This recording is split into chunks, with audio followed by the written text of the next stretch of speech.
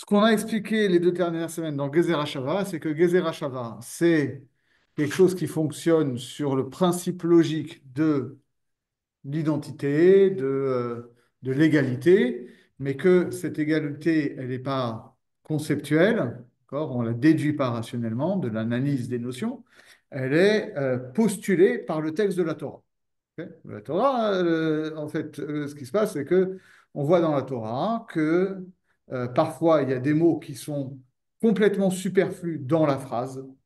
Et les Chachamim, ils ont une tradition que, en fait, ces mots superflus, ils servent comme des petites astérisques et qui servent à faire des renvois entre deux sujets.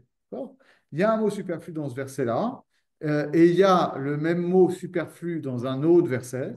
Ça nous apprend qu'en fait, ces deux versets sont liés. Ça postule une égalité. Ok. Mhm.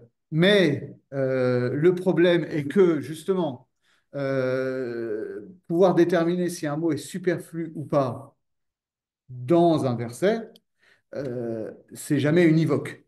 Ok. Parfois, on peut croire qu'il est superflu parce qu'on ne voit pas à quoi il sert, et en réalité, ben, peut-être qu'il sert à quelque chose. Ok. Donc c'est pour ça qu'on dit traditionnellement que une Gezerah Shava, on ne peut pas l'inventer soi-même, mais qu'il faut qu'on ait une tradition, qu'il y a une Gezerah Shava à faire. Alors, ce qu'on a vu ensuite, c'est que on aurait pu s'imaginer, on croit naïvement, ah, le Gezer HaShavah, c'est une tradition qui vient de Moshe Rabbeinu, donc les Chachamim, ils ont le kit complet, d'accord? Ils savent exactement quel Gezer HaShavah il faut faire dans quel verset. Ok. Ils savent les mots qui servent à la Gezer HaShavah, ils savent les versets dans lesquels ça intervient. Et en réalité, quand on voit dans la Gemara, on se rend compte que généralement, ce n'est pas le cas. Et c'est pour ça que, de fait, même si c'est des Tanaïm qui font des Gezerot Shavot, ensuite, la Gemara ne se gêne pas pour se poser la question, mais en disant pourquoi il fait cette Gezerah Shava? On aurait pu faire une autre Gezerah Shava. En fait, ce qu'on explique là, dans le commentaire qu'on fait, c'est que une Gezerah Shava, c'est donc d'une part des mots identiques et d'autre part des contextes, et que a priori, les Chachamim, ils ont rarement le kit complet des deux. Soit ils ont une tradition que dans ces deux contextes-là, il y a une Gezerah Sheva à faire, et que donc ils vont chercher les mots qu'il y a en commun dans les deux, mais parfois il y a plusieurs mots en commun, et donc il va y avoir toute une discussion pour savoir quelle est la paire de mots vraiment superflue, d'accord. Et donc ils vont analyser chaque paire de mots en disant, mais non, mais celui-là, dans ce contexte-là, c'est pas superflu, alors que dans celui-là, les deux sont superflus, etc., etc. Parfois c'est l'inverse, parfois on voit qu'ils ont une tradition, qu'il y a une Xerashava à faire avec tel mot qui serait en paire quelque part dans la Torah, mais ils ne savent pas exactement quels sont les deux sujets concernés. Donc, ils vont chercher les différentes occurrences. Donc, c'est ça les sujets qu'on a vus. Ce qu'on a vu aussi, c'est que, d'après Rabbi Ishmael, tout du moins, mais c'est un principe qui a l'air d'être peu admis. Bonsoir Cathy, on vient de commencer. Bonsoir Cathy, on vient de commencer. Vous avez raté que le résumé de la semaine dernière. Euh, donc, ce qu'on voit aussi, c'est que on peut faire une Xerashava, même si c'est pas exactement le même mot, même si, dans la mesure où ce serait la même notion. D'accord. Par exemple, on voit dans les dynimes de Tsarat à Batim, les plaies, les plaies de lèpre sur les maisons, qu'il y a un verset où on dit Veshav à Cohen, le Cohen est revenu. Et le verset, quand il revient pour la deuxième fois, on dit Uva à Cohen, que le Cohen est venu. Et on fait une Xerashava entre les deux. On dit, non, mais c'est pas, pourquoi tu fais une Xerashava? Dans un cas, c'est Shav, et dans l'autre cas, c'est Ba. D'accord. Et le principe que pose Rabbi Ishmael, il dit Zo et Shiva, Zo et Bia. Revenir, c'est venir. Ok. Il y a une équivalence conceptuelle entre les deux, donc on peut faire une Xerashava comme ça. Donc on voit déjà que c'est un peu plus compliqué que ce qu'on pourrait penser. Et ce qu'on avait vu aussi, ce qui était très important, c'est ce qu'on a vu précisément la semaine dernière, c'est que donc, la Xerasheva, idéalement, c'est quand il y a deux mots dans deux contextes qui sont superflus dans les deux cas. Euh, mais en fait, ça ne fonctionne pas toujours comme ça. Euh, C'est-à-dire que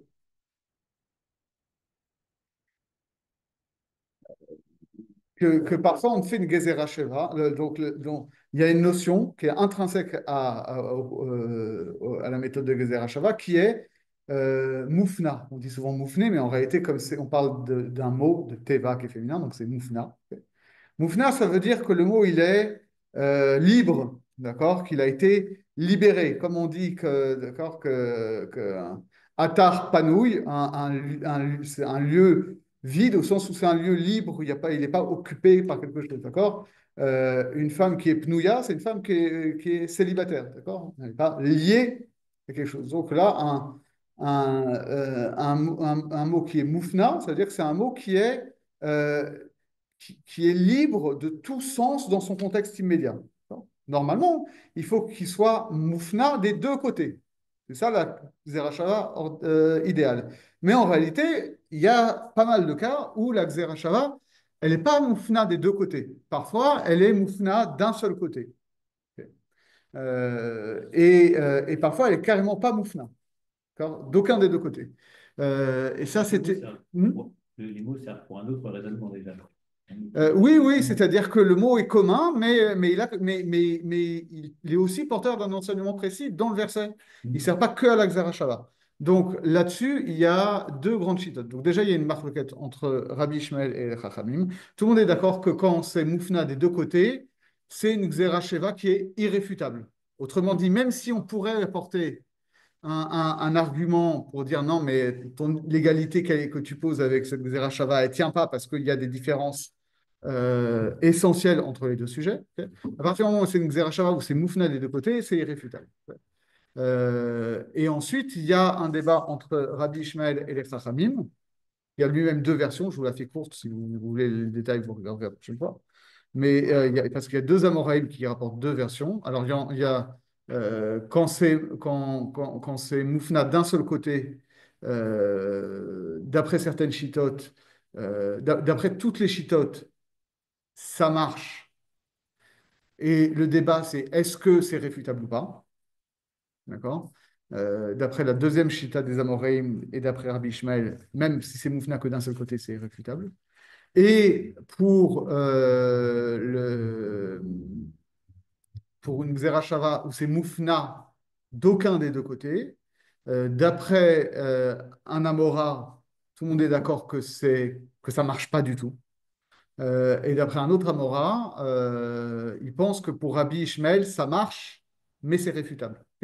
Donc, et dans les deux cas, on va dire, mais finalement, si tu me dis que, par exemple, pour Rabbi Ishmael, dans la première version, une Xerashava qui est libre d'un seul côté, c'est irréfutable, et une Xerashava qui est libre des deux côtés, c'est irréfutable. Donc, quelle est la différence entre les deux? Les deux sont irréfutables, mais pour le coup, comme on l'a dit, comme on ne sait jamais vraiment quelle Xerashava précise on va faire, dans le cas où on aurait dans deux versets donnés, deux Xerashavot possibles, et qu'il y en a une qui est libre d'un seul côté et l'autre qui est libre des deux côtés, on privilégiera celle qui est libre des deux côtés. C'est quoi la nafkamina entre ces deux possibilités? La nafkamina, c'est que finalement, à quel mot est-ce que tu vas accorder du sens dans leur contexte et à quel mot tu vas dire non, ils n'ont pas de sens parce qu'ils sont redondants. Ouais, Je ne refais pas la souga parce que c'est celle de la semaine dernière, mais c'est ça l'idée. c'est celle qui est dans Nida, c'est ça? C'est celle qui est dans, Thomas Pellet. ouais, dans Nida notamment. Ok. D'accord. Bon. Et voilà, donc on a fini le résumé de Xerashava des deux dernières semaines et maintenant on peut passer à la nouvelle souga. Euh, où là, c'est un truc encore plus bizarre. Ok. Parce que normalement, comme on l'a dit, Xerashava, c'est deux versets qui sont à deux endroits différents de la Torah, et dans chacun des versets, il y a un mot qui est identique. Ok. C'est comme ça que ça fonctionne. Il y a un mot dans chaque. On va voir que parfois, on fait une Xerashava où les deux mots sont dans un même verset. D'accord? C'est bizarre. C'est une Xerashava qui a un signe d'égalité. En fait, au lieu d'avoir une astérisque là et une astérisque là, tu as deux astérisques là-bas, et ça veut dire que ça te renvoie là-bas. Comment ça fonctionne? Voyons. C'est ce qu'on va voir. Donc, c'est dans Yevamot. Les Sugia de Yevamot, Perek ARL. ARL plutôt. Donc, on va la faire dans Yevamot. Allez prendre Yevamot si vous voulez. Moi, j'ouvre la fenêtre ici.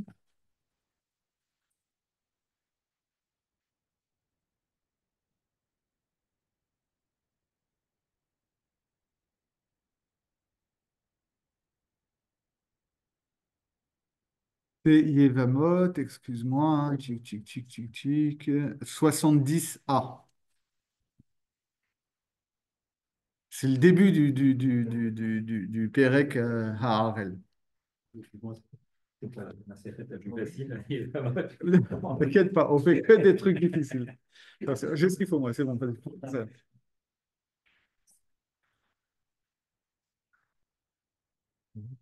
Alors, pour vous situer le contexte, et pour que vous compreniez pourquoi on parle de ce sujet dans Yevamot, parce que donc, Yevamot, normalement, c'est à la base toutes les histoires de Lévira, mais comme le Lévira, ça dépend finalement de est-ce que le mari qui est défunt a eu des enfants ou pas, et est-ce que l'épouse veuve euh,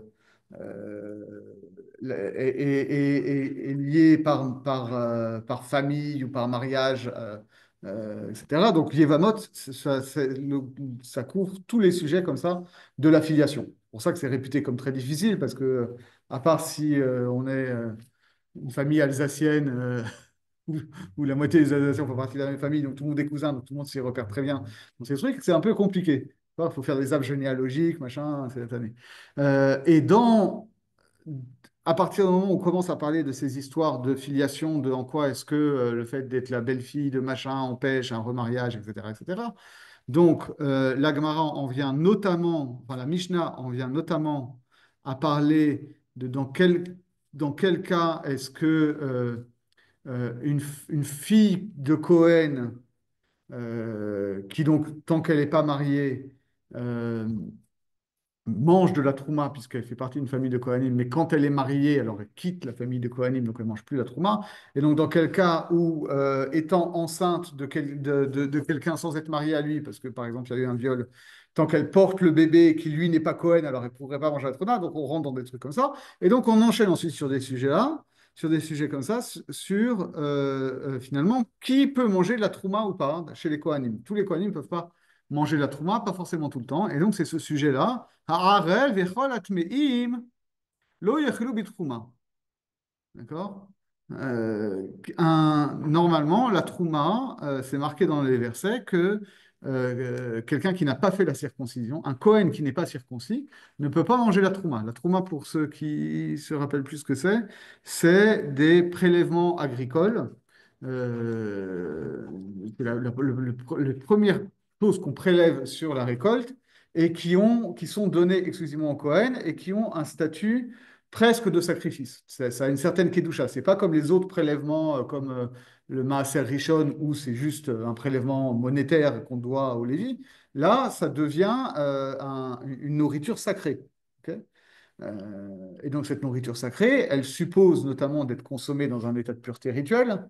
Et le verset nous dit aussi que un Kohen qui n'est pas circoncis, il n'a pas droit. Enfin, est-ce que c'est le verset? Justement, c'est pas le verset. D'accord. La Mishnah dit que un Kohen non circoncis n'a pas droit de manger de la trouma, même si ces femmes et les esclaves qui lui sont, ces esclaves cananéens, ont le droit d'en manger. D'accord. De la même manière, Petsour Daka, c'est-à-dire un Kohen qui a en gros un testicule écrasé, Vecharut Shifka, pardon. C'est un Cohen qui a la verge sectionnée. Euh, donc, eux, ils peuvent manger, ainsi que leurs esclaves cananéens, mais leurs femmes, non. D'accord? Etc., etc. Et donc, je ne fais pas toute la Mishnah parce que c'est vraiment pas notre sujet, mais l'Agmara pose la question Tana Rabbi Eleazar, Minayin le Arel she'en ochel bitrouma. D'accord. Rabbi Eleazar enseigne d'où on sait qu'un incirconcis, un Cohen incirconcis n'a pas le droit de manger la trouma. Parce que c'est pas marqué dans la Torah comme ça. D'accord? Neymar, Tosha Vesachir Bepesach, mais Nomar, Tosha Vesachir Bitrouma. D'accord? Euh, Comment ça fonctionne? Donc, dans les lois de la consommation du sacrifice pascal, il y a marqué Tosha Vesachir, c'est-à-dire un résident et un salarié. Et la manière dans Trouma, on retrouve ces termes-là de Tosha Vesachir. Donc, Heureusement, on a des éditions où on a les versets en marge, donc on peut le voir ici. Euh, Tu l'as? Non, ici, il n'y a pas. Il n'y a pas? Ok. Non. À propos de Corban Pessah, il y a marqué Tosha Vesachir lo yochalbo. Ok. Des gens. Alors, qu'est-ce que ça veut dire Tosha Vesachir? Ça va être la question. A priori, traduisons. Un Tosha, c'est un résident. Ok. Et un Sachir, c'est un salarié. Euh, ils n'ont pas le droit de manger le Corban Pessah. Ok. Donc, a priori, là, on parle de non-juifs. Ok, de non-juifs qui ont quand même un certain lien avec le peuple juif, soit parce qu'ils résident parmi les juifs, soit parce qu'ils sont salariés des juifs. Ok. Euh, et ensuite, dans Trouma, on dit aussi Vechol zar lo yochal kodesh. Euh, non. Et tout étranger, c'est-à-dire tout non-Cohen, n'aura pas le droit de manger la nourriture sacrée, comme la Trouma. Toshav Cohen, un, euh, un résident Cohen ou le résident d'un Cohen, Vesachir et le salarié, il y aurait aussi le salarié du Kohen, Lo Yochal Kodesh, il ne pourra pas manger de la Trouma. Ok. Donc là, on parle on parle aussi, on utilise les mêmes termes, Tosha Vesachir, donc des gens dont le fait d'être résident avec le Kohen ou d'être salarié du Kohen lui crée un lien, a priori, et donc, on aurait pu penser qu'il peut manger, ok, même s'il n'est pas Cohen. Mais non, on nous dit qu'il n'a pas le droit de manger. Alors que, par ailleurs, comme on l'a vu dans la Mishnah et comme on voit dans les versets, la femme du Cohen, qui elle n'est pas née Cohen, elle mange. Et les esclaves cananéens du Cohen, qui sont en fait sa propriété, mangent aussi de la trouma. Et Toshav et Sacher, c'est des esclaves aussi. Alors, c'est ça la question. C'est C'est quoi? ça. Pas plus. Non? C'est ce qu'on va voir. Non? Bah, pour l'instant, on ne sait pas. Donc, justement, la question, ça va être de dire de quoi on parle. Ok. D'accord. Et donc, on nous dit, donc pour l'instant, on a les deux termes qui reviennent dans les deux versets. Ok. Et comme vous l'aurez compris, on va essayer de voir en quoi est-ce qu'on peut faire une Xerashava, parce que peut-être que les termes seraient superflus dans les deux versets, ou lequel est superflu, etc. etc. Ok. On va dire comme ça. Ma tosha v'sachir amour bepesach. Arel Assour, Bo, Av Tosha Vesachira Amour Bitrouma, Arel Assour, Bo. D'accord? De la même manière que dans Pessah, on nous dit que Tosha Vesachir, ils n'ont pas le droit de manger le corban Pessah. Et on nous dit par ailleurs que l'incirconcis juif n'a pas le droit de manger le corban Pessah. D'accord. Quand on dit incirconcis, c'est pas forcément quelqu'un qui a décidé de ne pas se circoncire. Ça, C'est ça? voilà, ça peut arriver parce que normalement, bon, aujourd'hui, enfin, ça arrive encore, ça arrive encore. Typiquement, on ne savait pas forcément ce que c'était l'hémophilie à l'époque. Donc, quand on faisait la circoncision, parfois, il y avait des enfants, malheureusement, qui étaient hémophiles et qui mouraient de la circoncision. Et, Oui, on anticipe. on anticipe. Du coup, bon, On pas tous. anticipe, et puis parfois, parfois l'hémophilie est trop grave et on ne fait pas de circoncision. Je suppose. Je ne Voilà. connais pas les décisions, mais ça Mais peut. donc là, comment est-ce que le Talmud exprime ça? Il dit, voilà, s'il y a deux enfants d'une même famille qui sont morts, ouais, parce que la première fois, on peut se dire, bon, c'est un accident. Ok. Si à partir du moment où il y en a deux à qui c'est arrivé, c'est OK, il y a un problème. Le troisième, on ne circoncis pas. D'accord. Le troisième n'est pas circoncis, c'est pas de sa faute. Il y a pas de. C'est pas comme si son père avait refusé de le circoncire et que lui manquerait à son obligation de circoncis. Il a une raison médicale qui ne peut pas être circoncis, mais quand même, il ne mange pas le corban pessah. Ok. Et donc, on nous dit, là-bas, on fait une équivalence entre Toshav et Sachir et l'incirconcis. Et donc, de la même manière, ici, Toshav et Sachir, dans Trouma, ça implique que l'incirconcis ne peut pas. D'accord. Donc, Rabbi Akiva, lui, il ne fait pas cette Xerashava. Il dit, c'est pas la peine d'aller chercher une Xerashava. Arehu Omer Ish Ish, Lirbot Arel. D'accord. Là-bas, dans le verset, dans un autre verset, celui qui vient un peu avant. Il n'y a pas de cours d'Europe-Direct ce soir? Non, il n'est pas. C'est ça. Il a été annulé parce qu'il est passé de Hein? faute de combattant. Il a été Ah, annulé faute de bon. combattant. On va écouter un peu. Voilà. Donc, il y a un autre verset où on nous dit Ish, Ish, Mezera, Aaron, Veutsarua, Ozav, Bakodashim, Lolechel. D'accord, il y a un autre verset qui dit un homme même en étant de la descendance d'Aaron, mais qu'il serait frappé de tsarat ou d'une autre impureté. Pour Rabbi Akiva, ça inclut l'incirconcis. D'accord, par cette répétition de Ishish. Bon, ça, c'est la logique de Rabbi Akiva. Elle est complètement différente. C'est pas notre sujet. Nous, on reprend cette histoire de Toshav et Sachir. D'accord? Amar Mar. D'accord. Donc, on reprend ce que disait Rabbi Eliezer. Rabbi Eliezer Omer, Neemar Toshav et Sachir Bepesach, Neemar Toshav et Sachir Betrouma, Ma Toshav et Sachir Amro Bepesach Arel la Sourbo, Af Toshav et Sachir Amro Betrouma Arel la Sourbo. Moufné. Donc, si on fait cette xéracha-là, a priori, c'est qu'on est dans un cas de moufna, quoi. Il y a que les mots sont superflus. Quoi. Ça semblerait là que ce soit Rabbi Eliezer, enfin, si j'en crois c'est pas rien. Alors, il y a une petite correction effectivement en marge. Je regarde.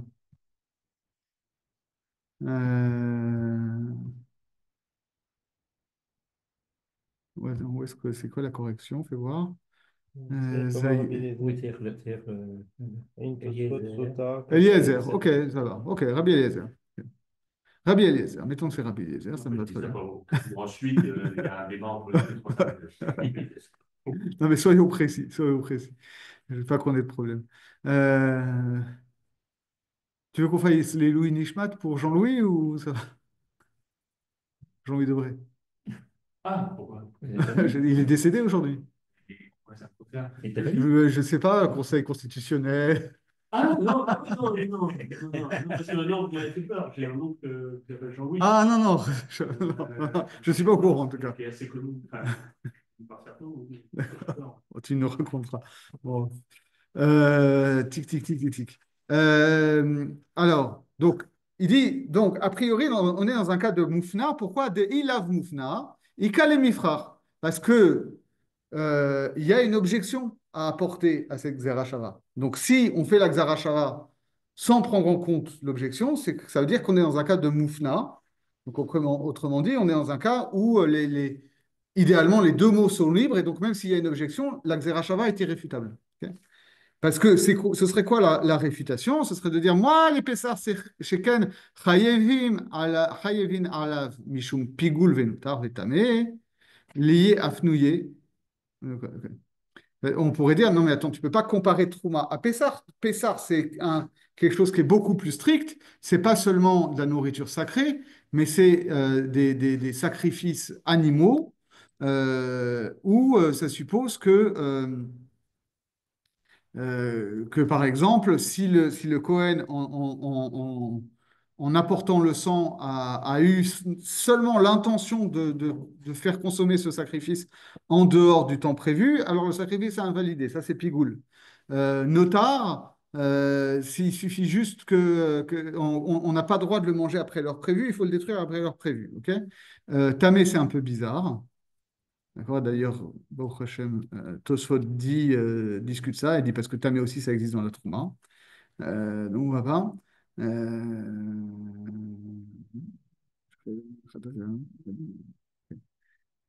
Donc, effectivement, Tamé, c'est un peu bizarre. Donc, voilà. Mais en tout cas, on voit bien que les dynimes de Pessah, ils sont plus stricts que les dynimes de Trouma. Donc, ça pourrait être une objection à l'équivalence qu'on veut faire ici. D'accord. Et ça expliquerait, parce que Pessah, c'est plus grave que Trouma. Donc, c'est pour ça que l'incirconcis n'a pas le droit d'en consommer. Mais on ne pourrait pas transférer ça à Trouma. Donc, Ce serait une objection par analogie. oui.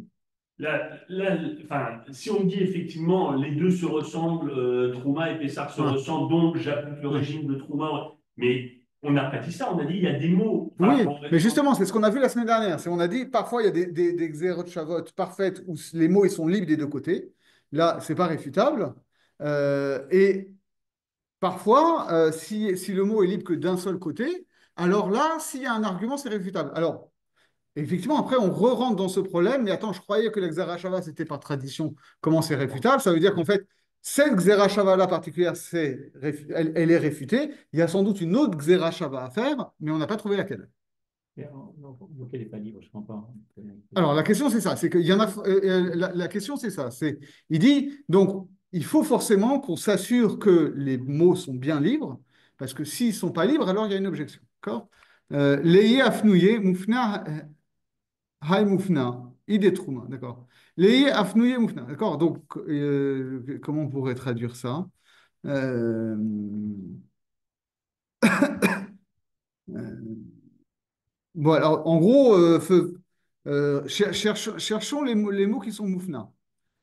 Donc, c'est Hay Moufna, Ide Trouma, Mitzretzreche. Alors, est-ce que est-ce que c'est le Tosha Vesachir dans Trouma qui est libre? On lui dit non, ça ne peut pas être celui-là. Mitzrach tzriche, on en a besoin. Pourquoi? Detania, toshav ze kanui kinyan orlam. Sachir ze kanui kinyan shanim. Ok. Euh, Toshav et Sachir désignent deux types de serviteurs, ok, d'esclaves. Mais ce n'est pas l'esclave cananéen qui, lui, a droit de manger la trouma de son maître Cohen. Ce sont le Eved d'Ivry, d'accord? Le Eved d'Ivry qui est juif pour le coup, euh, et qui peut être dans deux situations.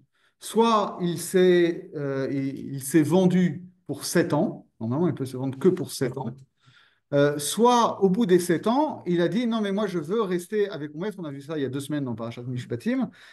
Et donc, on lui perce l'oreille et il reste euh, jusqu'à jamais, en réalité jusqu'au Yovel, jusqu'à la fin de la 50e année, de la 49e année. Et donc, c'est ça ici. On nous dit Toshav, c'est Kanui Kinyan Olav, c'est le Eved d'Ivry qui est là jusqu'au Yovel. Ok. Puisqu'il est Toshav, il est installé auprès du Cohen. Ok. Mais il ne fait pas vraiment partie de la famille du Cohen non plus, contrairement à la femme et aux enfants et à Vadim Kenaranim. Ok. Et Sachir, c'est Kinyan Shanim, c'est l'esclave, le Eved Ivri qui est là pour 7 ans. Donc qui en réalité, c'est une forme de salariat, quoi. C'est-à-dire c'est quelqu'un qui a été vendu pour dette et la personne, au lieu de le salarier au quotidien, il a acheté sa force de travail pour 7 ans. Et donc on pourrait dire Vayomer Tosha Ve'al Yomar Sachir. Donc si on Ve'ani Omer Kanui Kinyan Olam Eno Ochel Kanui Kinyan Shanim Lo Kol Sheken. Alors on aurait pu supposer qu'on aurait eu besoin de nous dire que le Eved Ivri qui est là pour 50 ans, qui est installé à demeure, ou en disant même dans ce cas-là, lui il mange pas de la trouma du Cohen. Et on en aurait déduit qu'a priori celui-là qui est juste de passage, qui est que pour 7 ans, qui a encore moins de liens familiaux avec le Cohen, donc c'est sûr qu'il ne mange pas de la trouma. D'accord? Et là, on répond de manière très classique.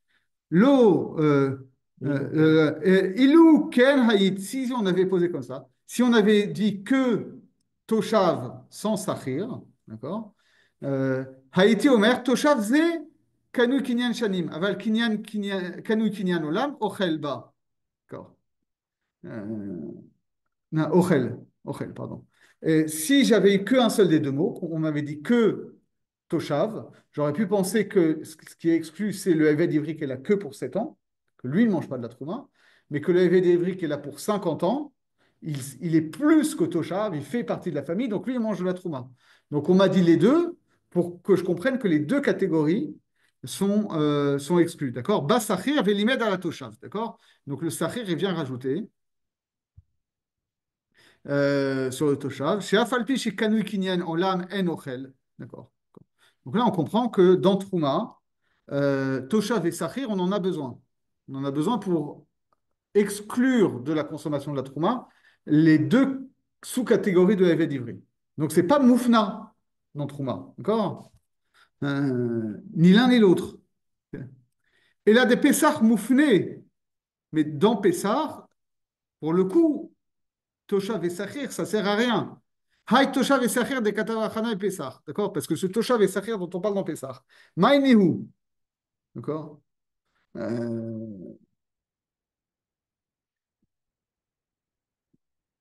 On parle de quoi? Donc on parle aussi d'un Eved d'Ivry, a priori. D'accord?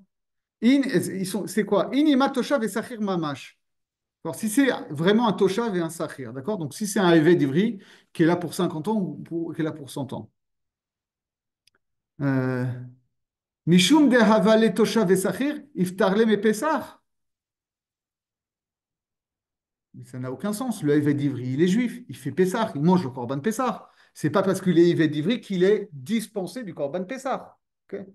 Qu'il soit Eved Ivri ne lui donne pas le droit de manger la Trouma. Ok. Mais qu'il soit Eved Ivri ne le libère pas de l'obligation de célébrer Pessah et de manger le Corban Pessah. Il n'est pas tour des mitzvot, Plasman Gramma et tout, le mitzvot.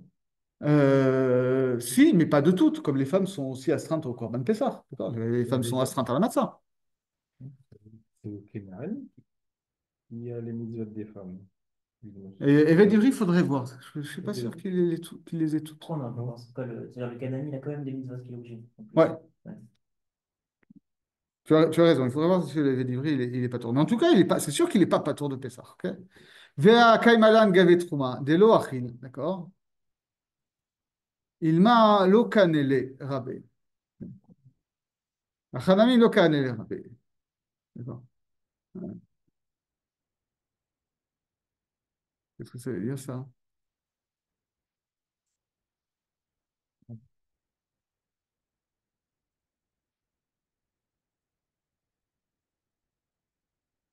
D'accord? Parce qu'on comprend bien que tu peux pas tenir les deux. C'est impossible. Imaginons qu'on veuille entretenir l'idée que oui, un évêque d'Ivry. On pourrait conceptuellement l'envisager. Ce que Corban Pessar, c'est la fête de la libération, d'accord? On est libéré de l'esclavage d'Égypte.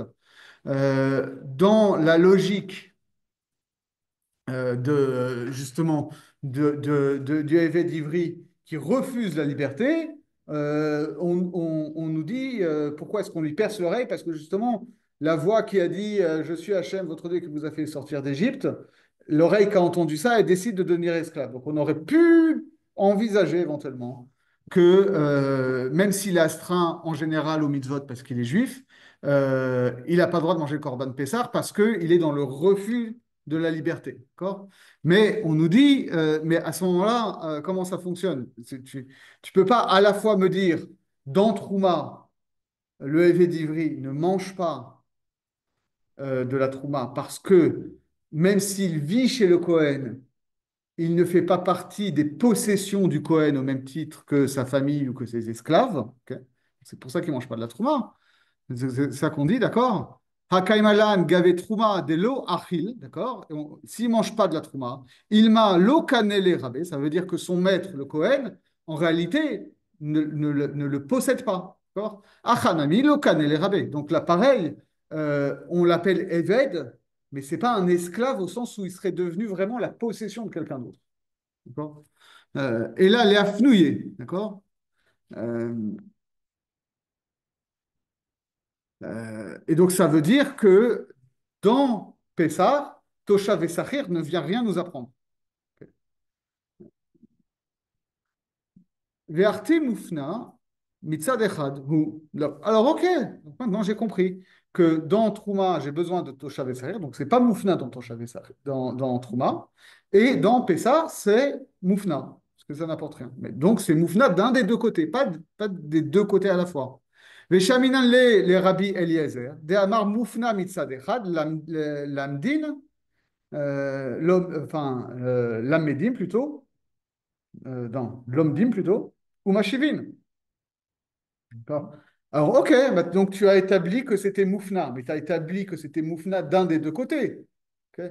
Or, d'après Rabbi Eliezer, on a entendu dire que dans le débat de savoir à propos d'une Xerashava qui est libre, que d'un seul côté, est-ce que c'est réfutable ou pas, lui tient que c'est réfutable. Or, il y a une réfutation. Donc pourquoi est-ce qu'il ne la réfute pas? Et c'est là le coup de force. On dit Kevan de les gouffer l'autre sarir, shadechad alamed, shadechad amelamed, ve'avele Xerashava, mufna mishne tzadedim. Vu que finalement, on a deux mots, Toshav et Sachir, donc on a deux mots libres.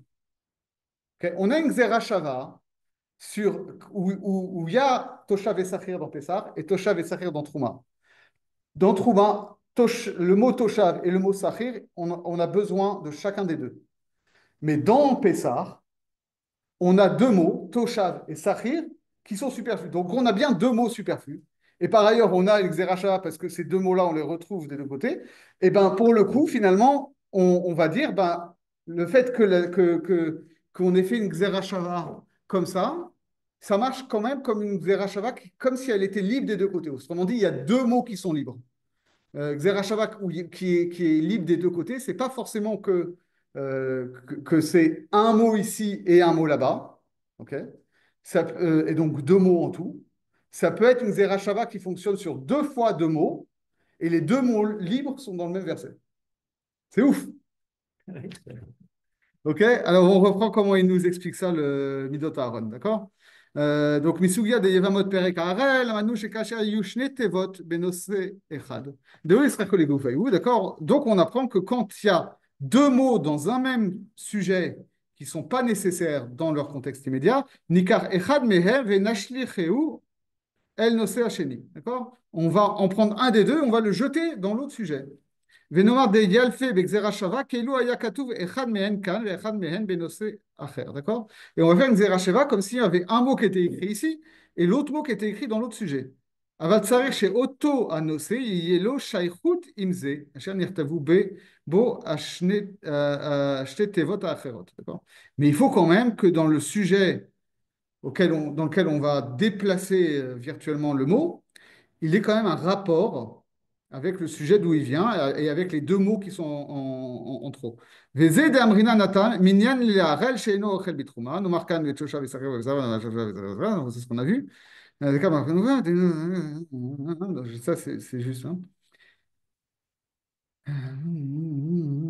Donc ça, il répète juste ce qu'on a vu. Ok. Ou pirouche, d'accord, un peu plus loin.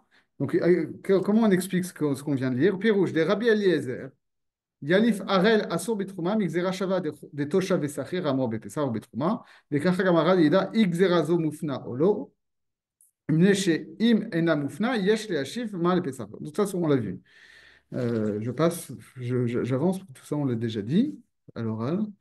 תושב, אינה הולכים לתחומה,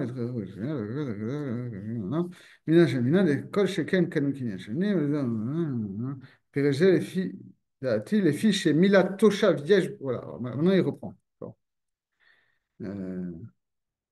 Oh, Amiyusha, voilà. Et là, donc, lui, il analyse plus précisément le sens des mots.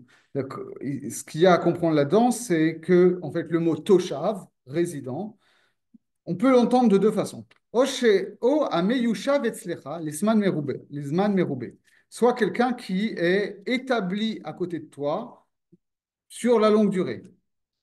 Ou alors, ça peut être quelqu'un qui est installé pas seulement à côté de toi, mais qui est installé avec toi. D'accord?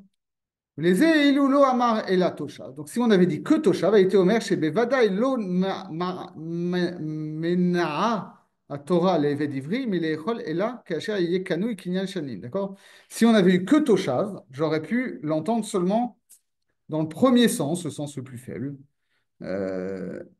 Et donc, on aurait pu supposer que la Torah n'a interdit au Évêque d'Ivry de consommer la trouma de son maître Cohen que s'il est là pour quelques années. Chez Zébé Vadaï, Enlo Kniabo. D'accord? Parce que c'est sûr que vu qu'il est là à durée déterminée, c'est sûr que le Cohen ne l'a pas acquis comme un esclave. Vemken et Faresh Toshav, Shiatse Oto, Ayoshev Imecha. Les vats chez nous, Kanouy Vinir Salah, d'accord? Et donc, on dirait que Tosha, c'est uniquement la personne voilà, qui réside avec toi, mais qui n'était pas acquise. Mais celui qui a justement, comme le dit le verset dans Mishpatim, a vraiment renoncé à sa liberté pour s'attacher à un maître, et c'est pour ça qu'on lui a percé l'oreille, alors lui, il mangerait comme un Eved Kenaani. D'accord. Le Nirtsa, celui qui s'est fait percer l'oreille, c'est un évêque d'Ivry qui a choisi de devenir un évêque Kenaani en quelque sorte. Presque. Presque. Les Amar Sachir, chez Béchar, des Milat Sachir, Nefaresh, Akanu, Kinyan Shalim, d'accord? C'est pour ça qu'on a rajouté le salarié, parce que forcément, salarié, ça renvoie à celui qui est là que pour quelques années. D'accord. Par contre, chez Usachir Etzlo, Achar chez Yotse Begaron Kesef, d'accord? Puisque, comme on le dit là-bas aussi, lui-même, il peut racheter ses années de service à venir. D'accord. C'est-à-dire, il s'est vendu où il a été vendu par le Beddin pour dette ou vol, etc., pour une certaine somme. Imaginons, OK, il s'est vendu pour 7 000 euros, eh ben, ça fait 1 000 euros par année. Si au bout de la troisième année, il a réussi à mettre de côté 4 000 euros, il peut dire, ben voilà, moi je pars maintenant, je te paye, je rembourse les 4 000 euros que je te devais pour les 4 années, quoi. OK, donc c'est un salarié. C'est un salarié. Mais ça, chez où, mais shalem lo hadamim chez Nathan. Vem kan beze acheru הכריחנו לומר שפירוש תושב הוא המיושב אצלך, שיש לו יישוב בביתך, שאינו יוצא לעולם, d'accord? Donc ça veut dire que Toshav, c'est plus fort que ça, c'est vraiment quelqu'un qui est installé à demeure chez toi et qui n'a pas vocation à partir. Et pour autant, c'est pas parce qu'il a décidé de vivre avec toi que c'est vraiment ton esclave au sens de ta possession, et donc il ne mange pas la trouma. Ça veut dire que dans Trouma, les deux mots sont nécessaires, donc ils ne sont pas liés. וזה אמר תושב ישראל בפסח הוא המופנע. שאחר שלמדנו מתרומה שאין לו קנייה בו, etc. Donc tout ça on l'a vu. C'est pour ça que dans Pessah, on a écrit deux mots supplémentaires, Vem Toshav et Sachir, et aucun des deux n'est nécessaire. Les Eshadechad à Pessah, chez où Amelamed, et donc c'est pour ça qu'il y en a un qu'on va jeter dans Pessah, qui est le sujet dont on apprend la loi, Vechad à Trouma, et un dans Trouma, chez où Alamed, qui est le sujet à propos duquel on veut apprendre quelque chose. Ou baiser ou moufné meshte sadedim. Et donc ça fait un moufné avec deux radicaux libres, quoi. D'avaler keilu katouf toshav bepesach, vesachir betrouma, o beefar. Velamad toshav mesachir begzera shava. C'est comme si finalement, alors lui il a une lecture un peu différente, parce qu'il faudrait voir si ça fonctionne vraiment comme ça. Parce que là on a quand même un semblant de zera shava, c'est-à-dire toshav et sachir, c'est écrit dans les deux. Okay. Lui il dit finalement toshav et sachir dans trouma on en a besoin, donc ils ne sont pas libres pour la xera shava. Mais on a Toshav et Sachir qui sont tous les deux livres dans Pessah. Donc c'est comme si on avait mis Toshav dans Trouma et qu'on avait laissé Sachir dans Pessah. Et qu'on disait Toshav et Sachir, comme le veut Rabbi Ishmael, c'est quand même des termes qui ont un sens assez proche. Donc on ferait une Xera Shava entre les deux, quoi. Je suis pas sûr que ce soit. Je n'aurais pas expliqué comme ça. Je suis d'accord avec toi. Parce que pourquoi dans ce cas faire le Xerashava dans Trouma et pas dans n'importe quoi d'autre? Ouais, ouais, ouais. Je sais pas. Il faudrait voir d'autres cas où ça existe, ça, où parfois c'est un peu plus radical. Havie Shapir Zeracheva, qui est un Rabbi Ishmael, Zoé Sheva, Zoé Bia. Ou mina nire lo hayut tzrichim lidrok etzman beze. Vas-y. Le raisonnement pour dire qu'ils sont libres Dans Pessah. dans Pessah, c'est de dire non, mais de toute façon, l'esclave hébreu, il a le droit de manger, enfin, il doit manger. Ouais, le Korban Pessah. Et alors donc, ils sont libres. Alors, ça veut dire que le verset, il dit le contraire de ce qui est alors. Oui, c'est ça. C'est que le Toshav et Sahir, donc vraiment, ce serait un contresens de les lire comme une restriction ici, quoi. Ouais, Ouais, d'accord. ouais, c'est chaud, hein. Voilà. Donc il dit, alors d'ailleurs, lui, il fait la remarque là. Ou mina nire lo hayut tzrichim lidrok etzman beze. D'accord. Il dit donc cette histoire de dire ah on va mettre c'est comme si on avait mis Sachir dans l'un et Toshav dans l'autre, il nous ferait une Zerachava entre Toshav et Sachir. Il dit c'est pas la peine d'aller jusque là, hein. C'est beaucoup plus simple que ça. D'accord. Deim nolich der mashal Toshav atruma. Bon. Si imaginons on déplaçait le Toshav qui est dans Pessah dans Trouma. Nilmod mehaïd et Tsachir les gouffés mais Toshav et Toshav. Bon. Donc finalement, c'est comme si on avait deux fois Toshav dans Trouma. Okay. Ve'na'azov milat sachir aktuva bitrouma, l'exera shava. Et donc finalement, imaginons ce bidule, ok? Imaginons, on dit voilà, dans Trouma, on a Toshav et Sachir, ok, dont on a besoin, a priori. Parce qu'on a besoin de distinguer deux catégories de Eved Ivri. Okay. Dans Pessah, on a Toshav et Sachir qui servent à rien. Donc imaginons, on met Toshav dans Trouma. Donc dans Pessah, on n'a que Sachir. Maintenant, dans Trouma, on a Toshav, Toshav et Sachir. Et donc, on apprendrait les deux catégories de Eved Ivri de la répétition de Toshav. Et on ferait une Xera Shava entre Sachir et Sachir. C'est déjà mieux. C'est déjà mieux. OK.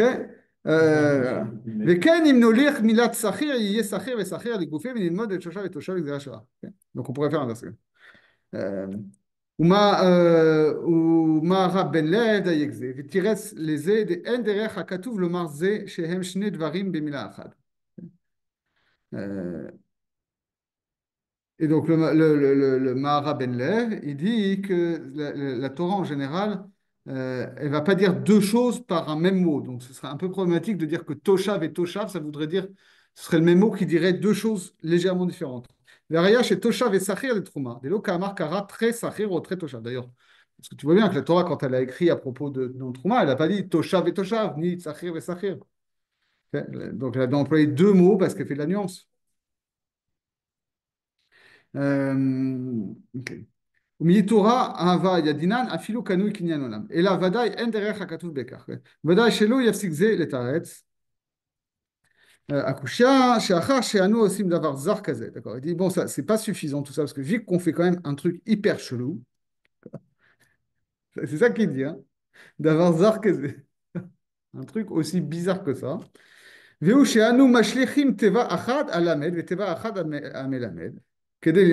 Vu qu'on est quand même en train de dire qu'on va déplacer un verset dans un autre verset pour faire une Zerachava, et que la Torah, bah, normalement, non, c'est pas comme ça qu'on écrit, quoi. De la même manière que tu dis pas deux choses différentes avec un même mot, tu mets pas des mots au mauvais endroit, ok? T'as lu le code secret de la Torah? Bah justement, on n'est pas là-dedans, on n'est pas dans le Da Vinci Code.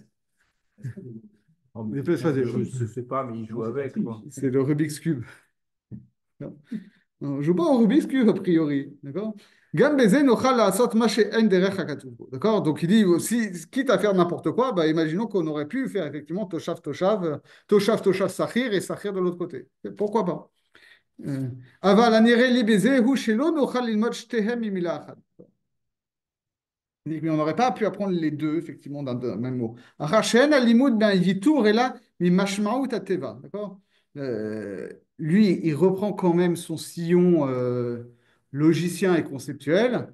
Il dit la Xerashava, ça ne fonctionne pas juste parce qu'il y a des mots en trop, mais c'est qu'il y a quand même une enquête à faire sur le sens des mots qui sont en trop. Les ishadinan milat sachir atruma lo nochal lomar de sachir ve sachir em kanu kinyan onav et kinyan shanim. Si on déplaçait par exemple sachir dans Trouma et qu'on avait sachir sachir toshav, on ne pourrait pas dire que Sachir et Sachir, ça veut dire les deux types de kinyan différents. Arachelo nochal leavin milat Sachir, parce que Sachir, le salarié, ça a quand même un sens. Et le seul sens que ça a, c'est Kanui kinyan shanim.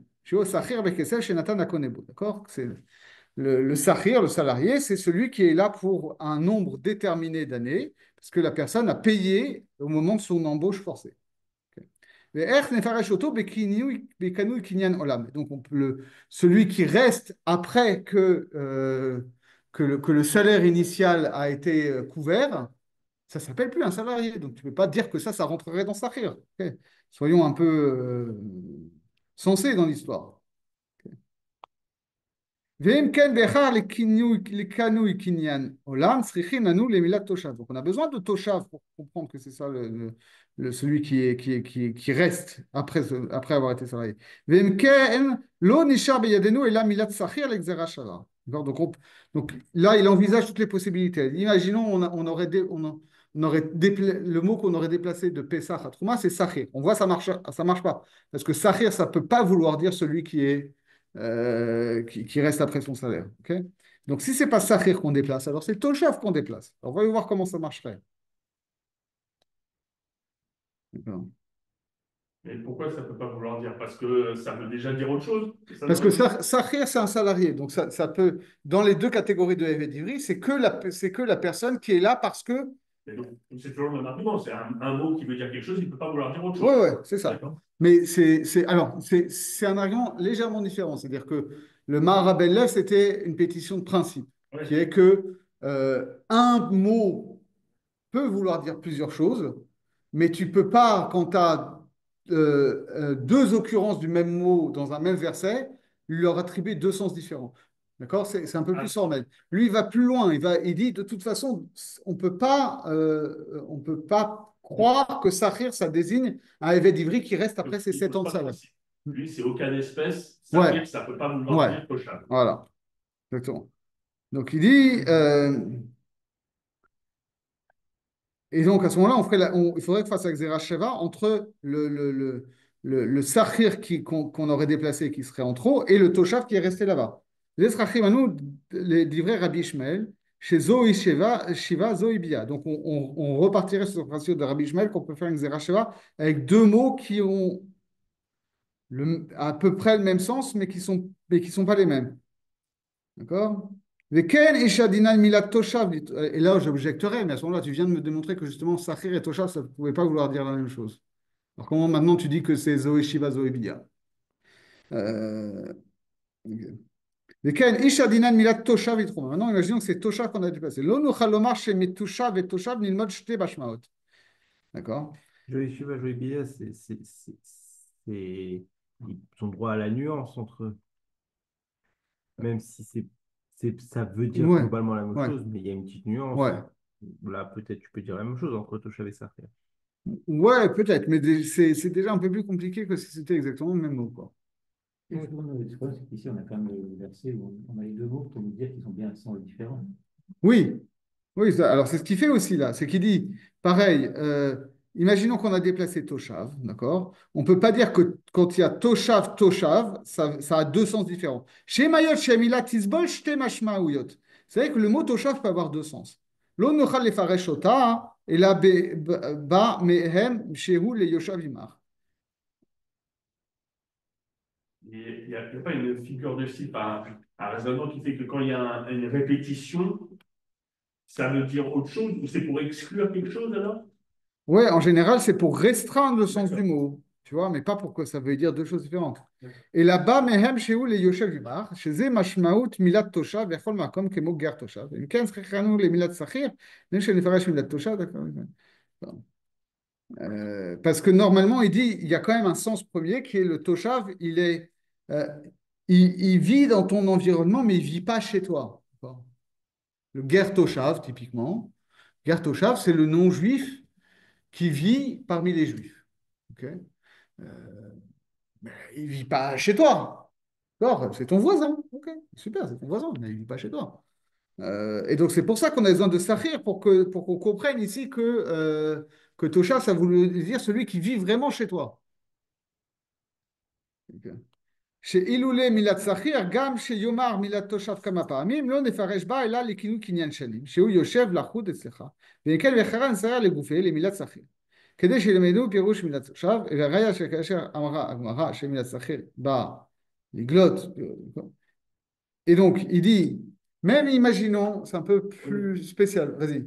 Donc, il dit, alors, donc il dit, mais alors, si on avait dit deux fois Toshav, on aurait pu dire, mais ça vient restreindre.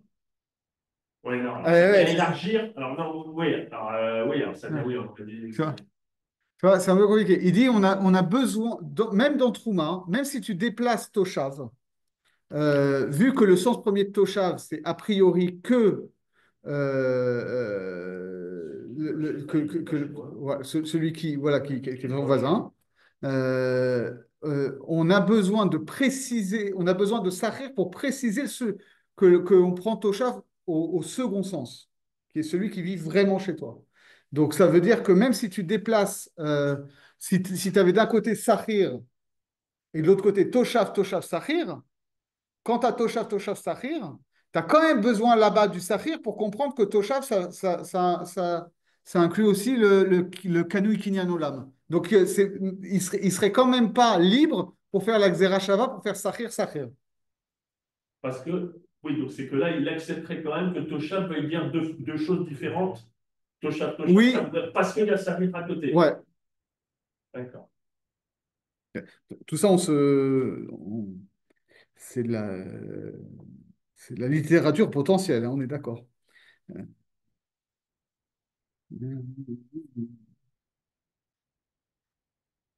כן, בוודאי ש...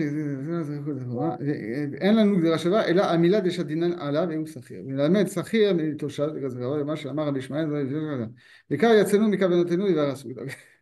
Donc il dit qu'on est obligé de revenir sur cette histoire de...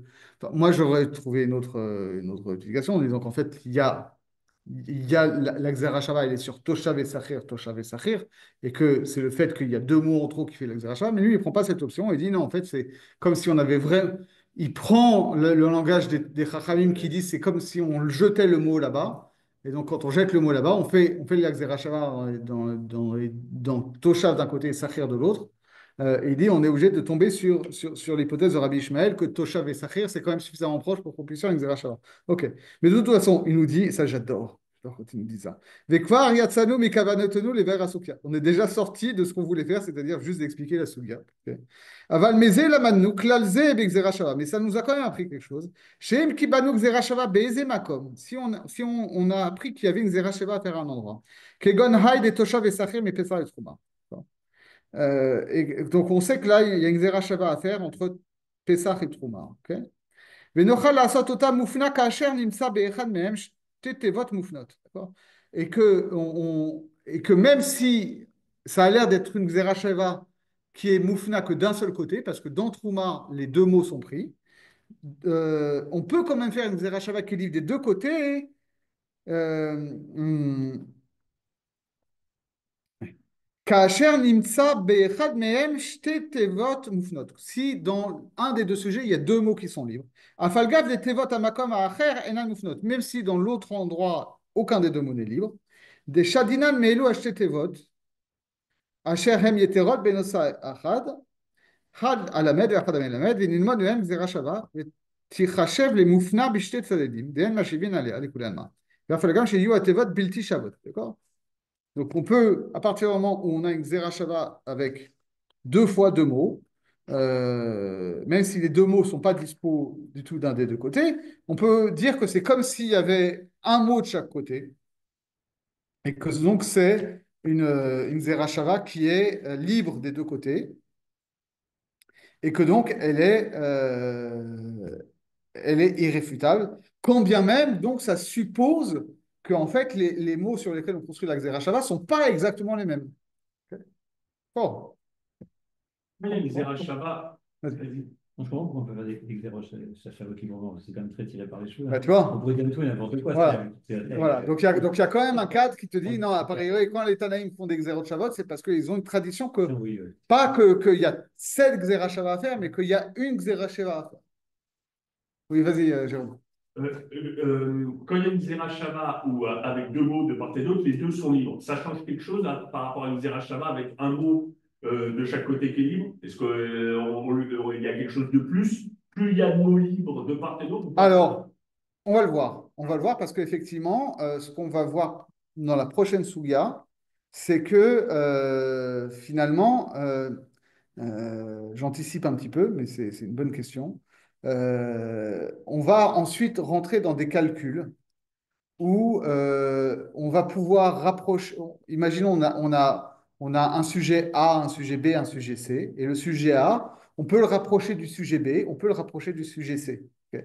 Soit parce qu'il y a des xérotes chavot à faire, donc parce qu'il y a des similitudes qui sont postulées par le texte, soit parce qu'il y a des ressemblances halachiques, c'est-à-dire qu'ils ont les mêmes propriétés halachiques. Et donc, on va en venir carrément à faire des listes. Voilà, est-ce que, par exemple, voilà, A et B, ils ont 5 propriétés en commune, ou 4 propriétés en commune plus une Xerashava, et A et C, ils ont que 3 propriétés en commune plus une Xerashava. Donc ça fait 5 contre 4. En fait, la Xerashava va fonctionner comme une propriété commune qui est postulée.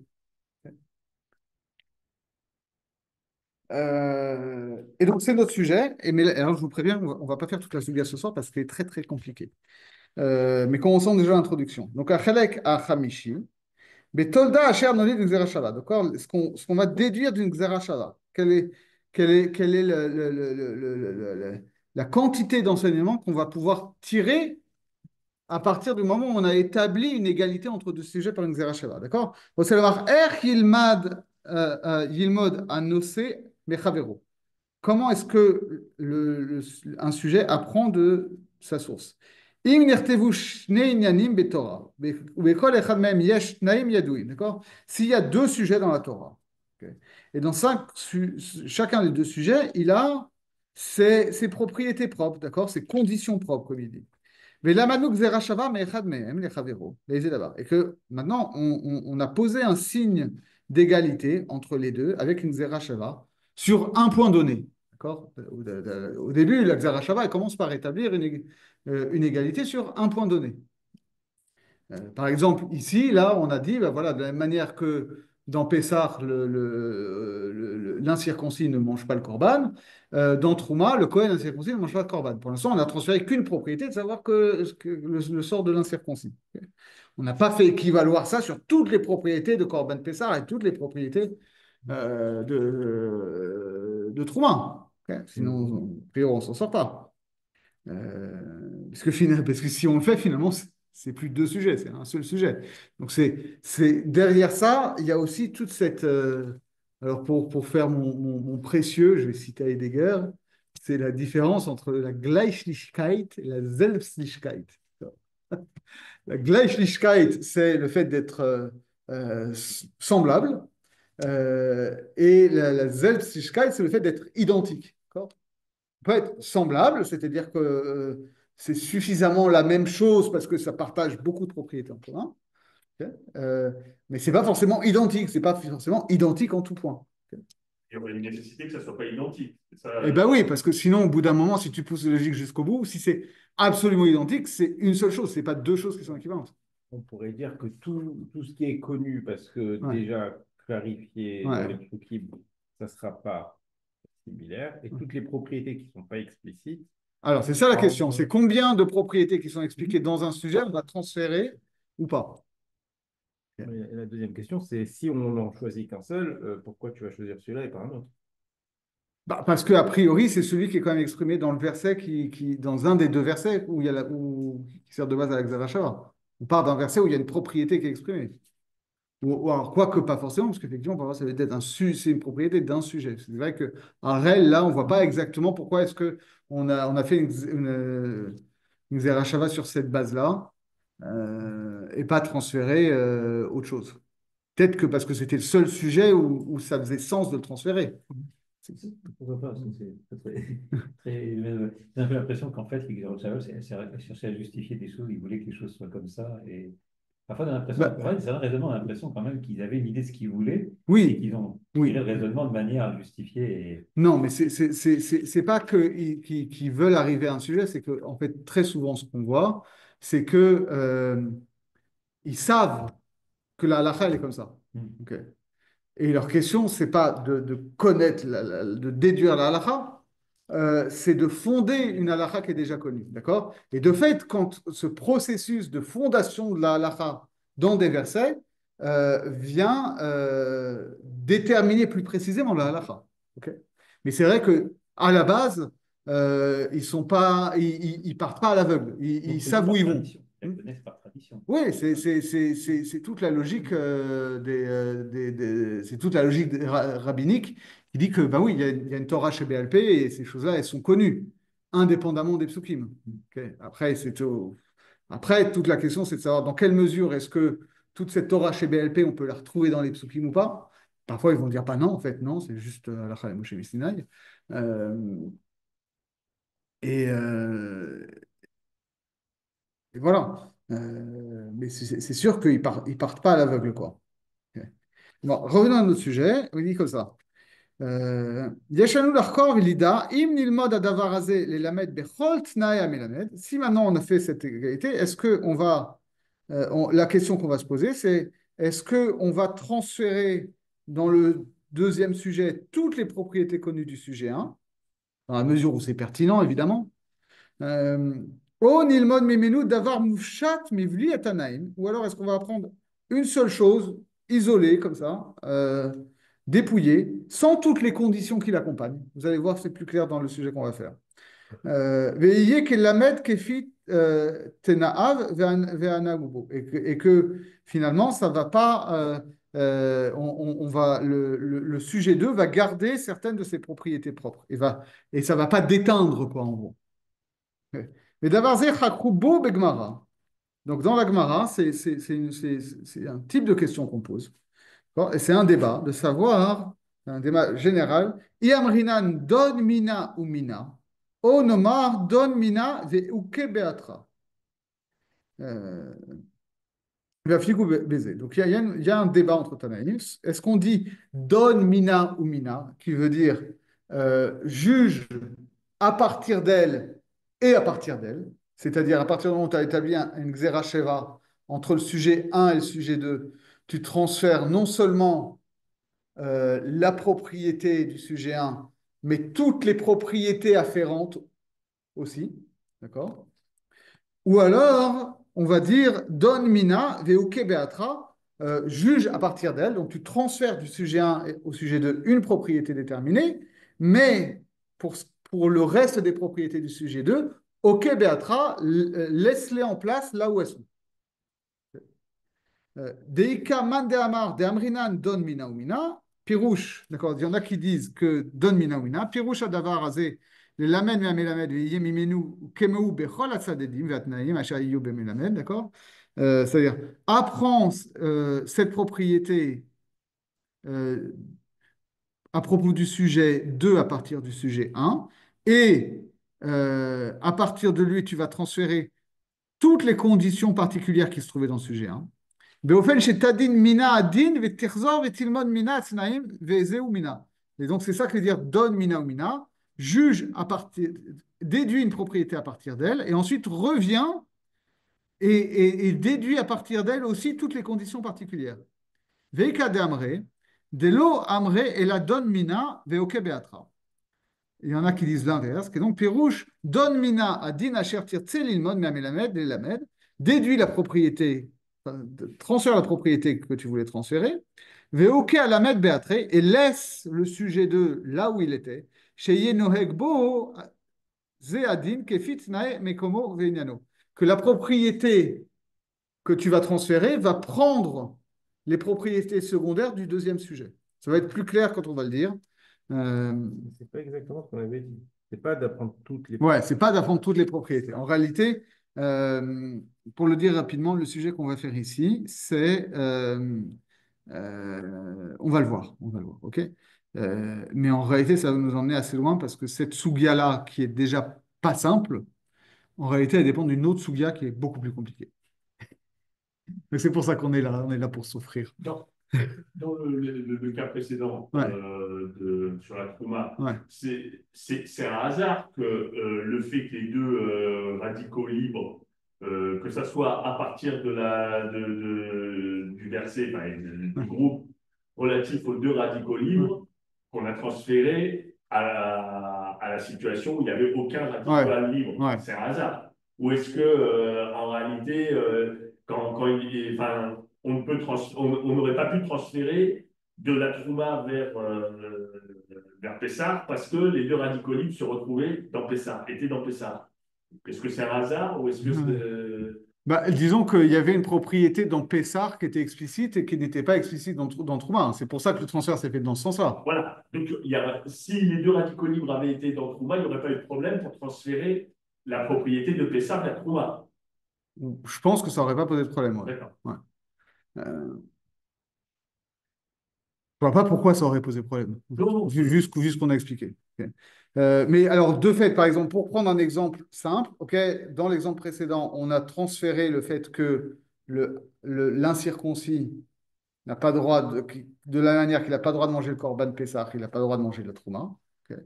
La question qui se pose, c'est que, donc maintenant, un incirconcis qui mange le Corban Pessah, normalement, il doit être Hayav Karet, comme ça. Un incirconcis qui mange du corban que ça. Qu'est-ce qu'on avait dit tout à l'heure? C'est comme si on ne mange pas, oui, mais c'est pas clairement, je sais pas. Euh, Je crois que c'est ce qu'on a dit. Hein. C'était quoi la pircha? C'est justement la pircha qui nous intéresse en fait. Parce que justement, la pircha, c'était là où ça ne se ressemblait pas. D'accord? La pircha, la réfutation envisageable, c'était de dire quoi? Chayevin alav mishum pigul venota. D'accord? Donc, ouais, non, alors c'était pas ça. Euh, Voyons voir dans les versets. Prenons un peu le temps.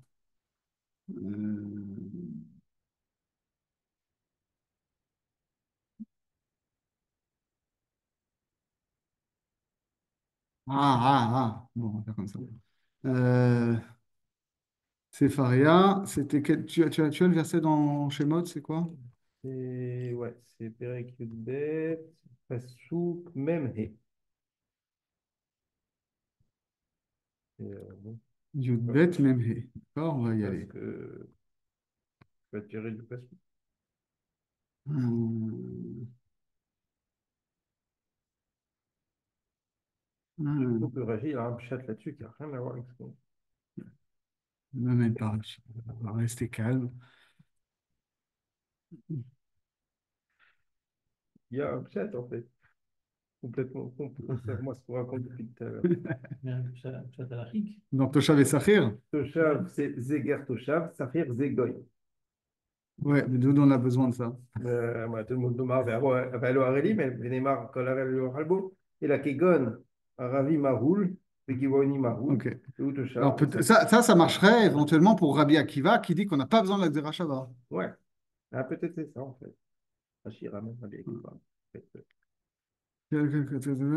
תושב בשכל אחד dit comme ça, ואומר השם אל משה, זאת חוקת כל בן נכר לא יאכל בו, וכל לבית איש מקנה כנסת ומלת אותו אז יאכל בו. Oui, mais je sais pas forcément. Kartoucha, Goy, il y a des nuances peut-être. Ouais. Est-ce qu'il est chayav quoi? Je ne sais pas. Ouais. Bon, imaginons, on ne va pas rentrer dans le sujet, imaginons que un incirconcis qui mange du korban Pessar soit chayav karet, je dis n'importe quoi. La question, c'est de savoir, voilà, maintenant on a transféré le fait qu'un incirconcis n'a pas le droit de manger de la trouma. Est-ce qu'on va aussi transférer cette idée qu'il serait chayav karet? Ou est-ce qu'on dirait, non, il est chayav de la même chose que le toshav et sachir dans trouma? Ok. Ok. Vous allez voir, ça va être plus clair ce qu'on va faire maintenant. Donc, Shouata et doute. D'accord? Alors, Shouata et doute, on va le faire. Faire. Donc c'est dans le choix. Voilà. Enfin, non, on va pas le faire. Oui, prenez Shavuot. euh, mais en fait, on va le faire à l'oral tout de suite. Et après, on va rentrer dans la vraie Sougia qui précède notre discussion et qui est très compliquée. Et sur laquelle je ferai seulement une introduction pour ce soir. Parce que sinon, on va mal dormir.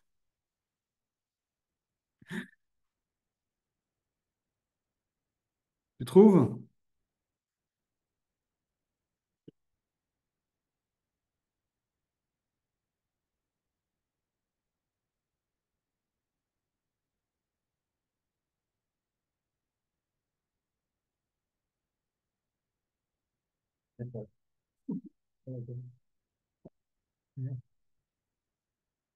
Donc, c'est la Aleph.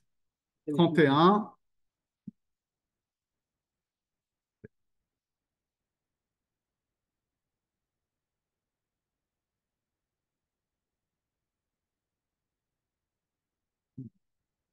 En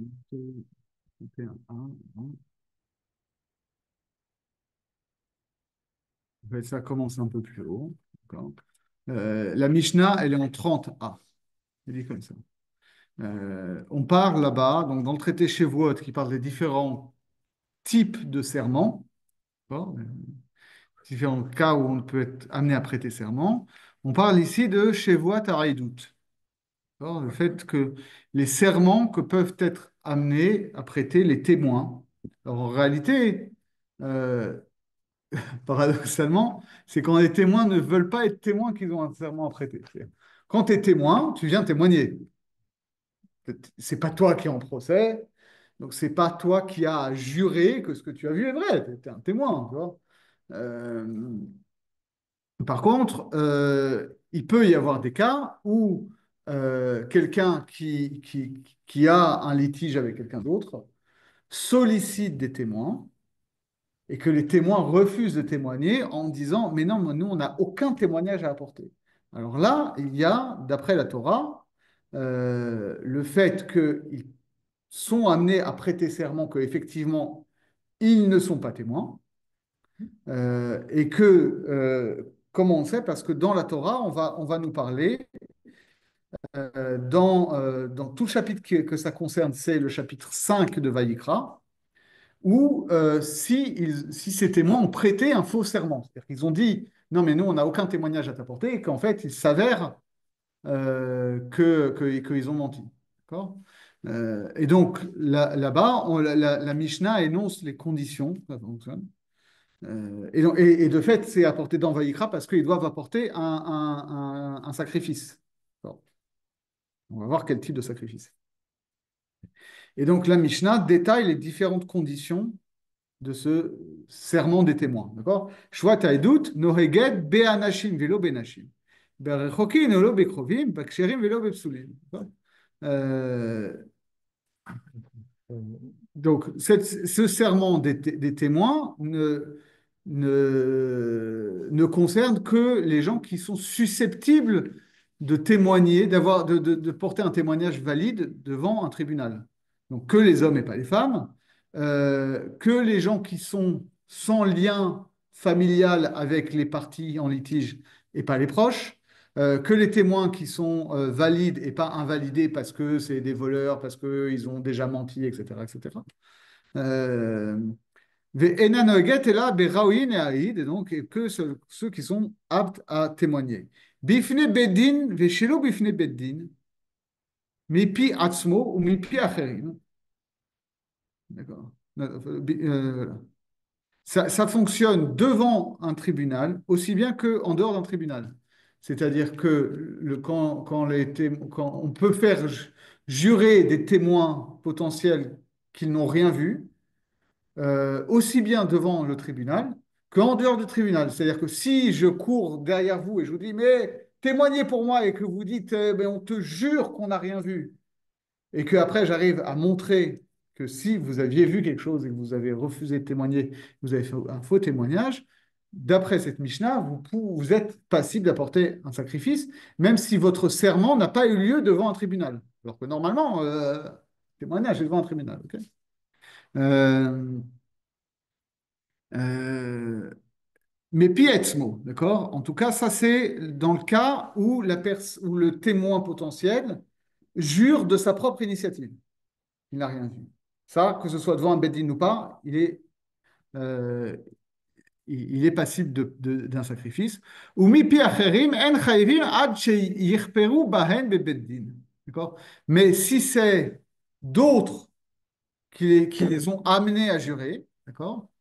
Où il y a des gens qui ont dit, on a vu qui témoignait, enfin, une personne qui dit, ben si, moi je sais que c'est des témoins, et eux, pour contredire ce témoignage unique, sont amenés à jurer qu'après, ça fonctionne que devant un beddin, d'accord? Ça, c'est d'après Rabbi Meir. Et les Chachamim disent, ben mepi atzmo ou ben mepi acherim, eno chayevim ad sheyichperu bahen bebeddin. Les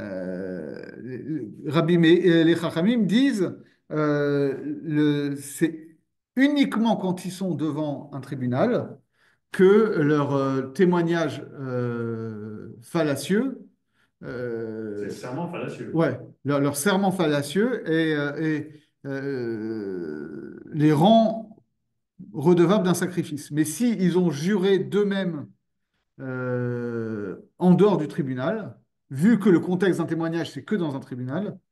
Donc, si le faux serment qu'ils ont prêté était hors d'un cadre procédurier, alors ils ne doivent pas apporter sacrifice. Mais que ce soit provoqué ou pas provoqué devant le tribunal. Dans le tribunal, c'est toujours provoqué ou ça peut être spontanément qu'ils prennent serment?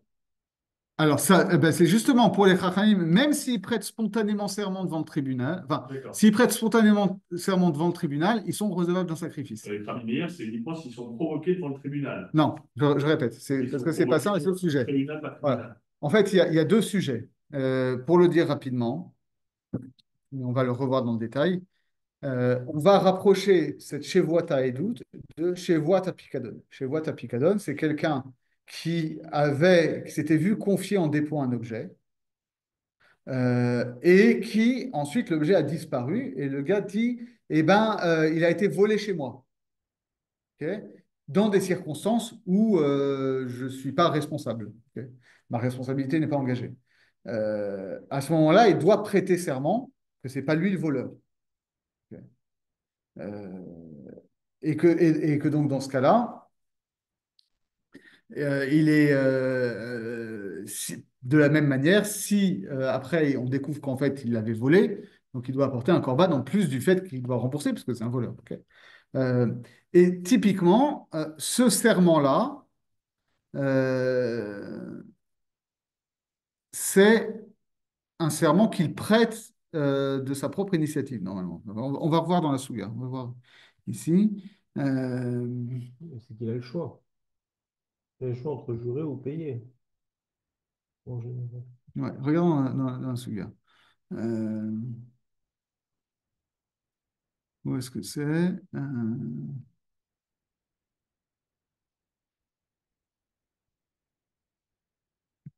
Medalef, un peu plus loin. Ouais. Bifne Bedin, Veshelo Bifne Beddin, d'accord? Donc c'est en 31 vers le bas, là. Bemaï Kamafligé. 31a vers le bas, d'accord? C'est quoi l'objet de leur débat entre Rabbi Meir et Chachamim? Euh, Amro à Rabbanan, pardon, Bemaï Kamafligé. Amro à Rabbanan, Kameh de Rav Papa. Donc les Chachamim on dit devant Rav Papa que l'objet du débat, c'est Bidon, Bedon, Mina ou Mina, Bedon, Mina, Veoke, Beatra, comme affligé. C'est ce sujet-là. Rabbi Meir Savar, Don, Mina ou Mina, mi Pikadon. D'accord. Rabbi Meir, il dit, enfin, tout le monde est d'accord qu'en fait, on fait euh, une Xerashava à partir de Picadon. Alors pour l'instant, on ne voit pas quel Xerashava on fait, ce sera l'objet du prochain cours. Pour l'instant, imaginons qu'on fait une Xerashava à partir de Picadon. Ok. Ma Picadon Mujba mi Piatzmo, Chayav. Pour Picadon, la personne, elle prête serment de sa propre initiative. C'est comme ça qu'elle se rend redevable d'un sacrifice. Afedut Mujba mi Piatzmo, Chayav. D'accord. Donc, on va apprendre une Xerashava que de la même manière que Shwat Apikadon, si on jure de sa propre initiative, on est redevable d'un korban. De la même manière, pour Shevuata et doute, si on prête serment de sa propre initiative, on est redevable d'un korban. Uniquement, uniquement dans ce cas-là. Hmm. Uniquement dans ce cas-là. Pour l'instant, c'est ça, enfin, c'est ça qu'on apprend par la Xerashava. En fait, après, on va voir effectivement, j'ai préparé, j'ai fait des fiches, j'ai relevé les versets, j'ai fait des tableaux, j'ai passé 2 semaines dessus, c'est un truc de fou. Ne posez pas trop de questions. Pour l'instant, voilà. Dans Picadon, admettez qu'on sait que le cas typique, c'est la personne qui prête serment de la propre initiative. On fait une Xerashava pour les témoins. Et donc, pareil, pour les témoins sont susceptibles de prêter serment de leur propre initiative et donc d'être redevables d'un korban. Même si le cas classique pour le serment des témoins, c'est où d'autres les forcent à témoigner. OK. Et donc, ou Mina, et Rabbi Meir, il va transférer des propriétés. Ma Pikadon, ben bebeddin, ben shelo bebeddin. D'accord. De la même manière que quand dans Shwat Apikadon, le gars qui prête serment de lui-même, c'est devant un tribunal ou pas devant un tribunal.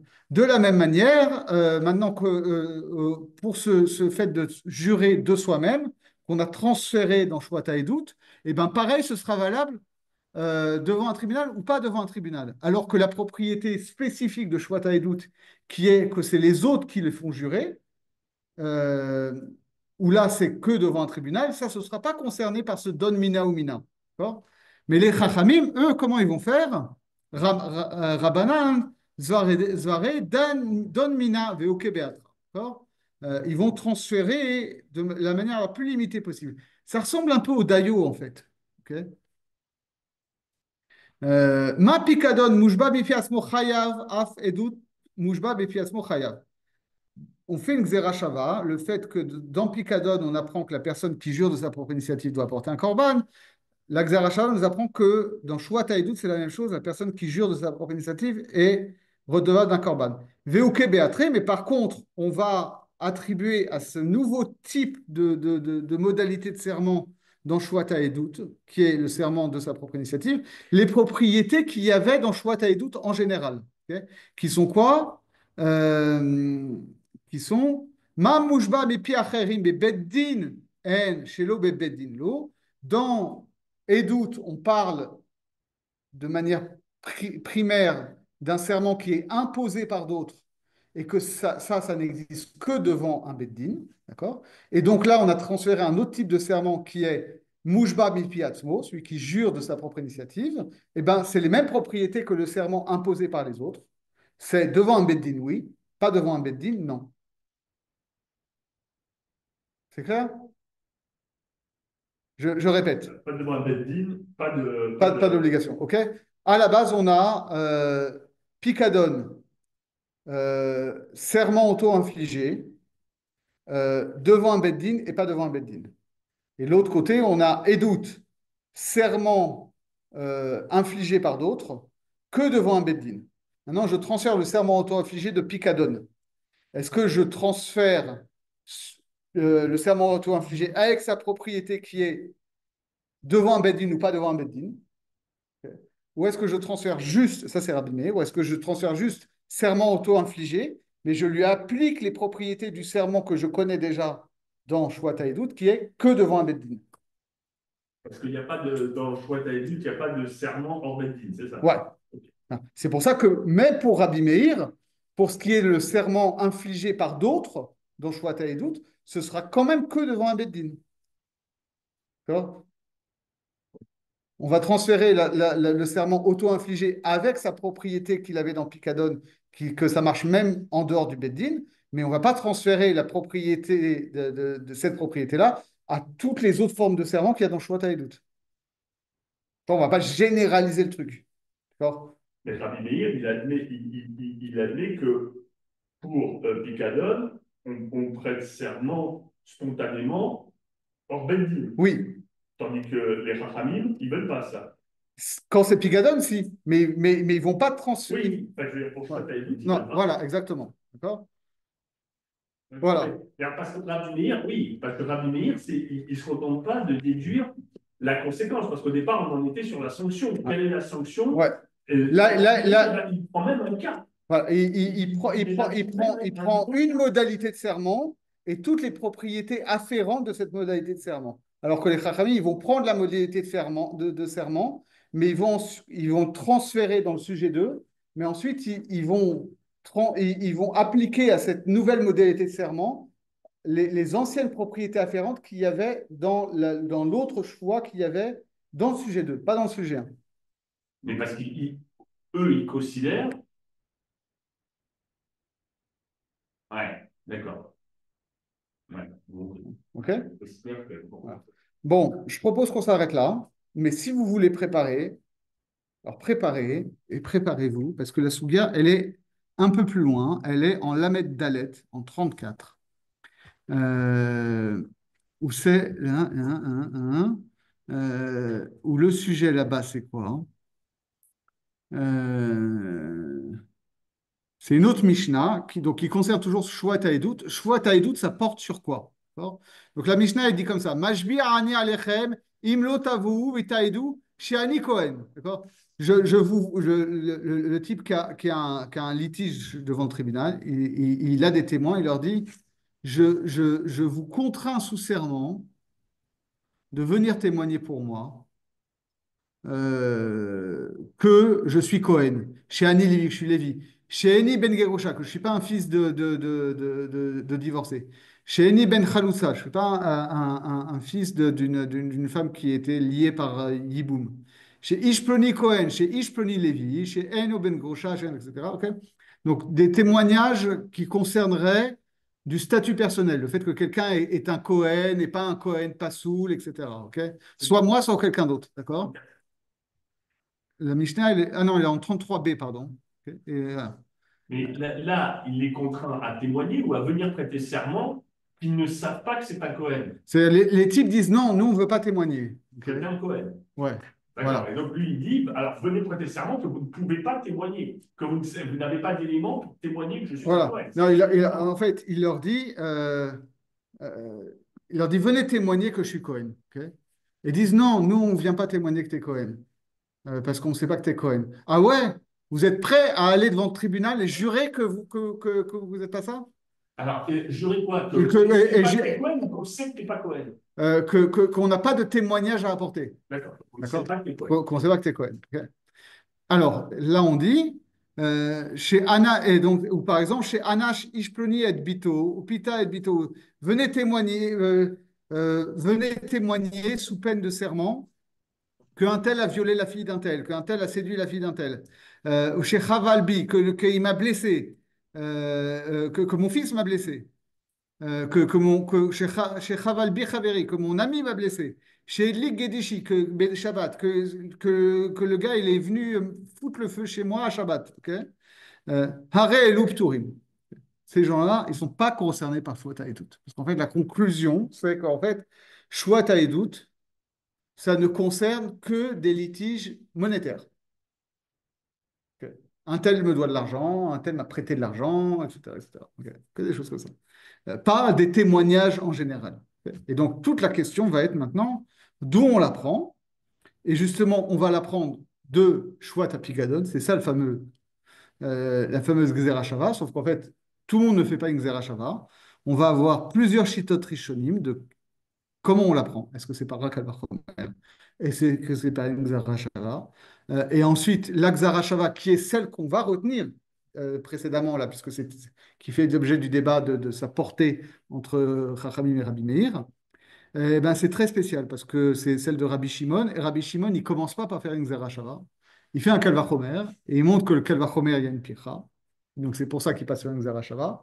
Et après, la vraie difficulté va venir quand les Chachamim d'Eretz Israël, plusieurs générations après, vont dire mais ça tient pas debout ce qu'il raconte Rabbi Shimon. Et nous allons avoir toute une analyse dialectique de comment ça fonctionne son truc de Rabbi Shimon, de Kal Vachomer qui est réfuté et qu'on fait une Gzera Shava après, etc. Donc c'est un peu spécial. Et donc on fera ça, Bezrat Hashem, la semaine prochaine.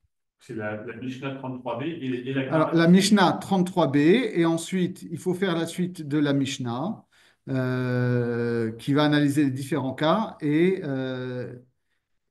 après, là où on sera vraiment concerné, c'est. Ça ne m'intéresse pas. Euh, on va reprendre.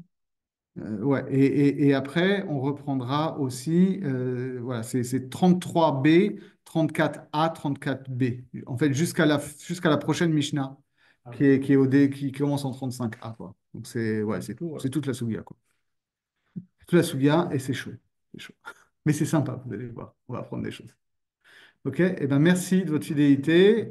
Merci Emmanuel, merci Cathy. Merci d'avoir laissé l'accès Et depuis Zoom. Merci beaucoup. voilà, et on se retrouve la semaine prochaine à la même heure. Allez, bonne soirée. Hop, hop.